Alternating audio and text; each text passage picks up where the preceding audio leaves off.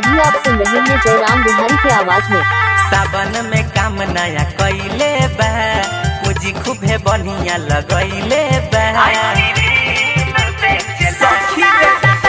सावन में काम नया कैले बा, मुझी खूबे बढ़िया लगैले बा।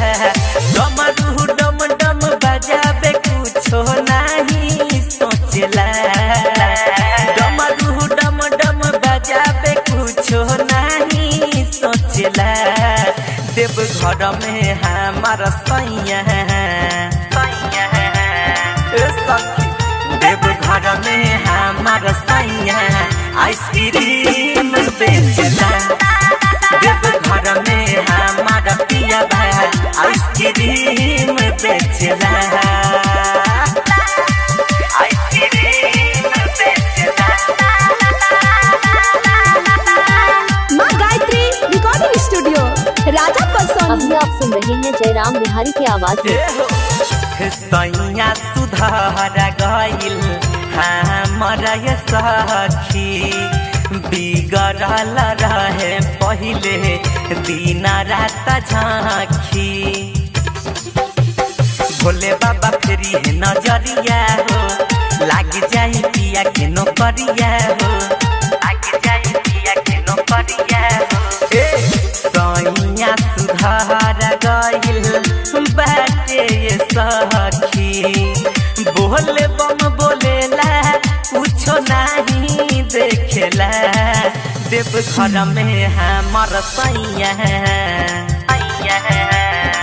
सखी, देव घर में हमार सैया आइसक्रीम बेचला।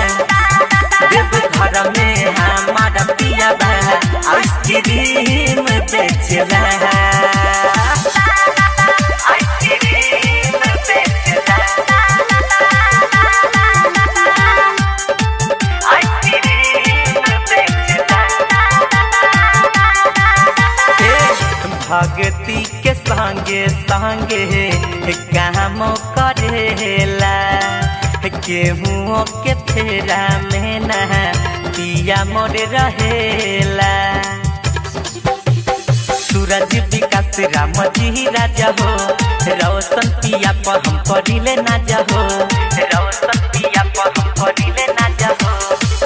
धीरज दीपक चंदन संग में रहेला, अब हमसे ना गुस्साले मुस्का के बोलेला। देव घर में हमार सैया देव घर में हमार सैया आइसक्रीम बेचला। देव घर में हमारा पिया आइसक्रीम बेचला। सावन में काम नया कैले बा, मुझी खूबे बढ़िया लगैले बा।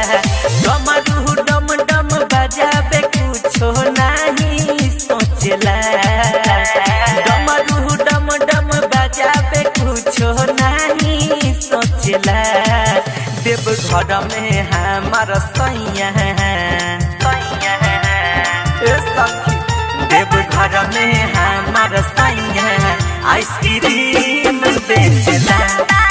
देव घर में हमारा पिया आइसक्रीम बेचला। माँ गायत्री रिकॉर्डिंग स्टूडियो राजा परसोनी बाजार सीतामढ़ी बिहार।